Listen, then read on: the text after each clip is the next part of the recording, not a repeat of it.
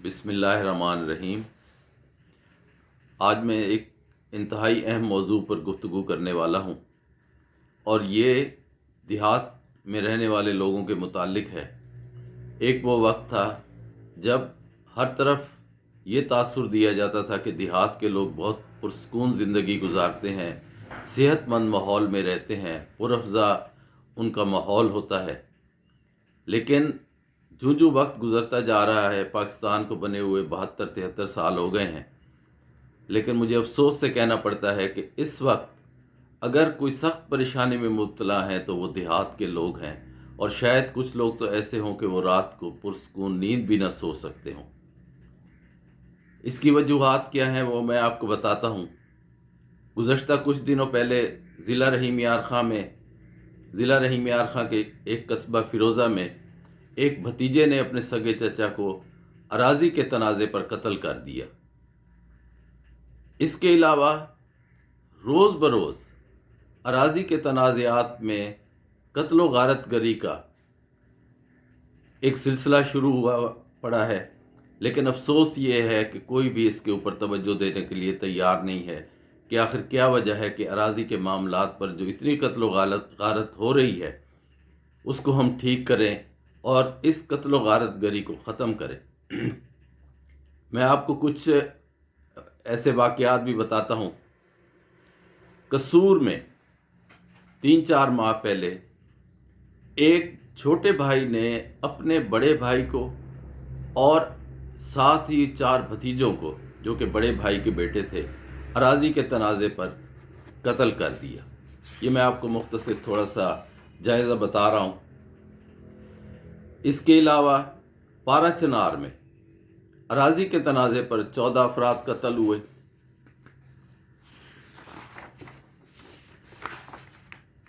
منڈی بہاؤالدین میں 3 افراد قتل ہوئے اور 5 زخمی ہوئے۔ خرم ایجنسی میں 5 افراد قتل ہوئے۔ یہ مختصر سا جائزہ، یہ تو ابھی اگر میں 1 سال کے بھی گنوانا شروع کروں تو ان کی تعداد کم از کم جو افراد اراضی کے تنازعات میں قتل ہوئے ہیں وہ شاید اس ملک میں 200 یا 300 سے بھی زیادہ ہو جائیں۔ زخمی علیحدہ ہیں۔ پھر یہ ہے کہ جو خاندان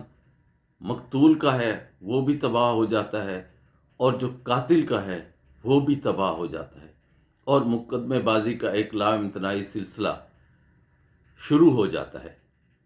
اور نسلوں تک یہ دشمنی چلتی ہے۔ آج جب ہم 2021 میں داخل ہونے والے ہیں، دنیا جدید دور سے گزر رہی ہے، جدید ٹیکنالوجی آ رہی ہے، آخر کیا وجہ ہے کہ ہمارے حکمران، ہمارے پارلیمنٹس، ہماری صوبائی اسمبلیاں کبھی اس اہم موضوع پر توجہ کرنے کے لیے تیار نہیں ہیں، اور نہ ہی قوانین میں کسی قسم کی ریفارمز کرنے کے لیے تیار ہیں۔ دیہات کے لوگوں کا، وہ لوگ جو زراعت سے تعلق رکھتے ہیں، زراعت پیشہ لوگ ہیں، ان کا زیادہ تر تعلق محکمہ ریونیو، جس میں پٹواری، گرداور، tehsildar, assistant commissioner, deputy commissioner اور بورڈ آف ریونیو سے رہتا ہے۔ لیکن یہ افسران جو کہ محکمہ ریونیو سے تعلق رکھتے ہیں،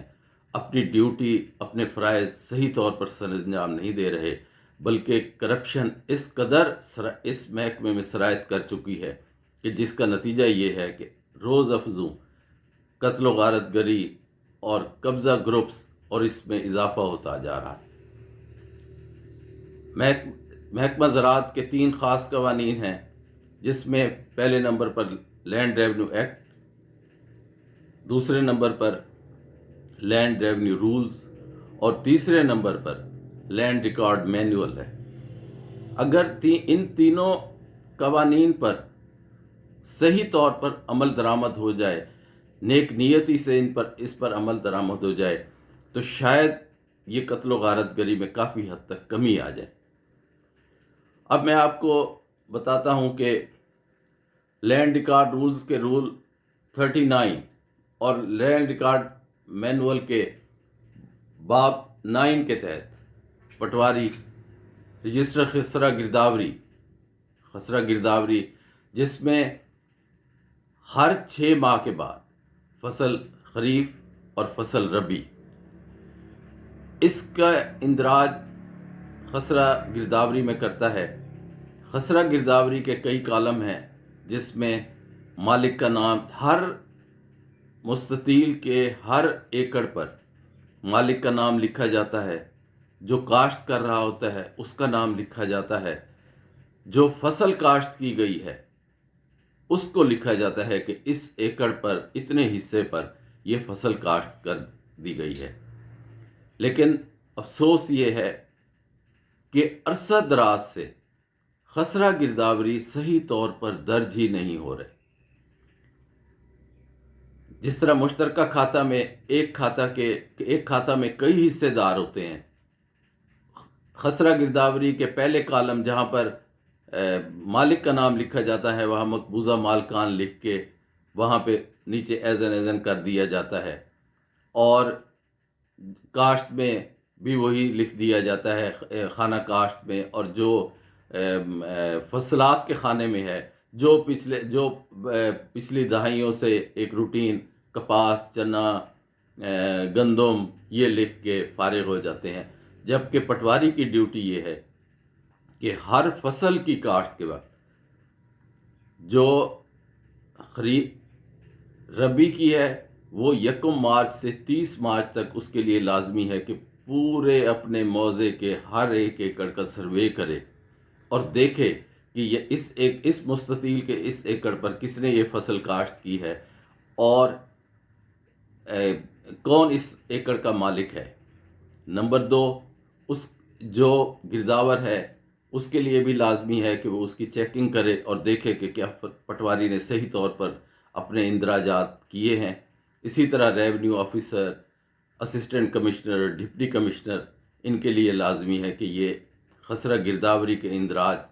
کی تصدیق کریں، چیک کریں، لیکن ایسا کچھ بھی نہیں ہو رہا۔ ایک کھاتے میں اگر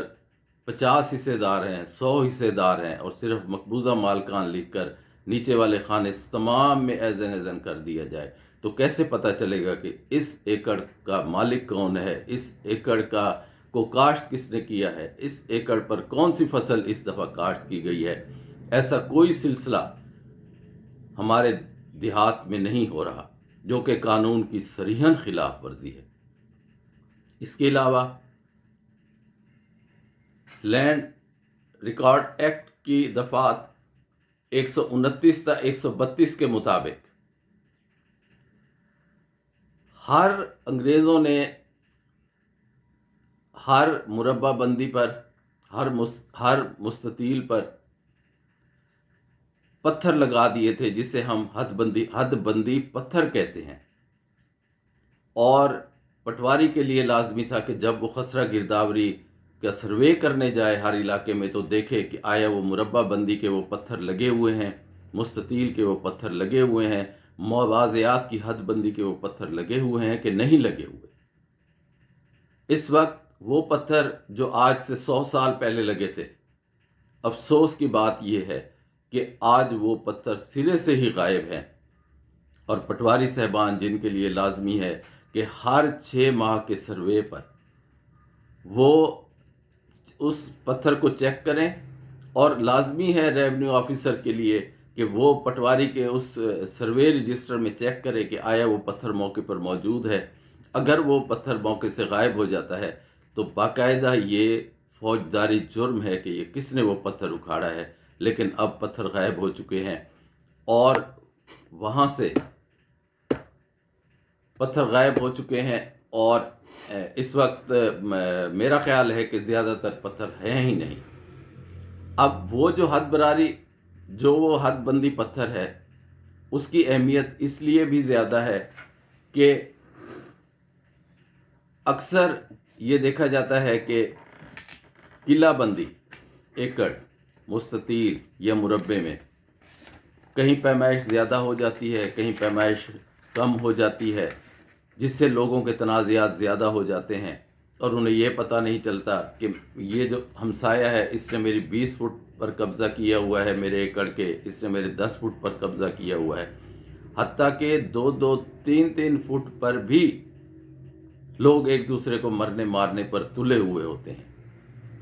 اگر یہ حد بندی پتھر صحیح طور پر اپنی جگہ پر موجود ہوں تو حد براری جسے ہم پیمائش کہتے ہیں اس کے لیے ایک آسانی ہو جاتی ہے کہ پیمائش اور اس کی حد براری کے لیے وہ پتھر بہت کام آتا ہے۔ تیسری چیز جو پتھر کے حساب سے بھی اور اپنا حد براری کے حساب سے، کہ اگر کسی زمیندار کو، کسی کاشتکار کو یہ شک ہو کہ میری زمین میری ملکیت سے کم ہے، میرا ایکڑ میری ملکیت سے کم ہے، وہ ریونیو آفیسر کو اپلیکیشن دیتا ہے کہ میری حد براری کی جائے۔ اب حد براری والا سلسلہ ہی ختم ہوتا جا رہا ہے،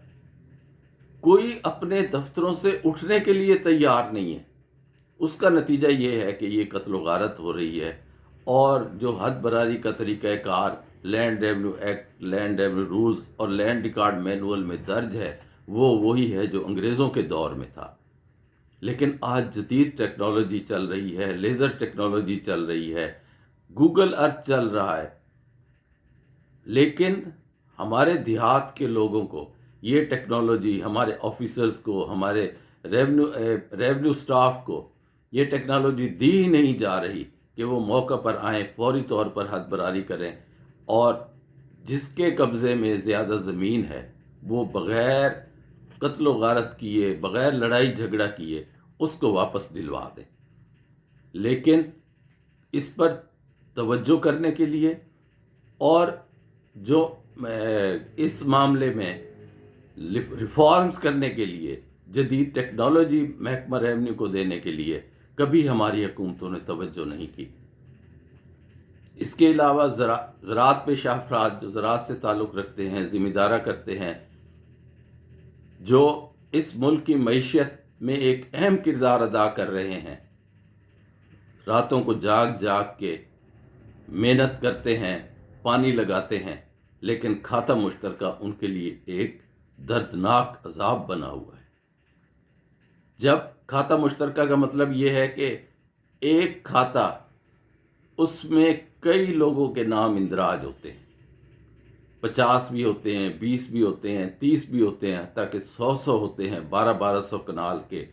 1500 کنال کے، 500 کنال کے کھاتے مرتب کر دیے جاتے ہیں،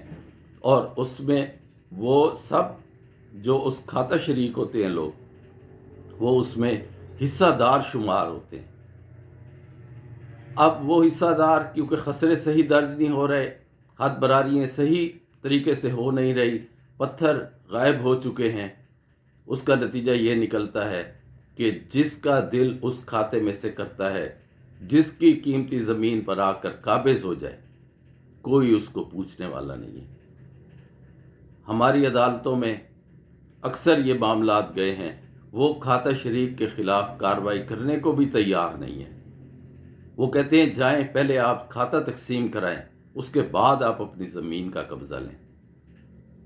اب یہ موضوع بہت اہم ہے اور بہت طویل ہے۔ اگر land revenue act, land revenue rules اور لینڈ ریکارڈ مینول میں جدید دور کے مطابق اصلاحات کر دی جائیں اور جو قوانین ہیں ان پر عمل شروع کر دیا جائے تو میرا خیال ہے کہ انشاءاللہ اللہ تعالیٰ کی مہربانی سے یہ قتل و غارت گری رک جائے گی، ختم ہو جائے گی۔ دیہات کے لوگ جو ایک زمانے میں پرسکون زندگی گزارتے تھے، محنت کرتے تھے، اب بھی محنت کر رہے ہیں، لیکن پریشانی کے عالم میں محنت کر رہے ہیں، تو مجھے امید ہے انشاءاللہ کہ ان کی یہ پریشانیاں دور ہو جائیں گی اور وہ اپنے اور اپنے بچوں کے لیے پرسکون انداز میں روزگار کر سکیں گے۔ بہت شکریہ، مہربانی۔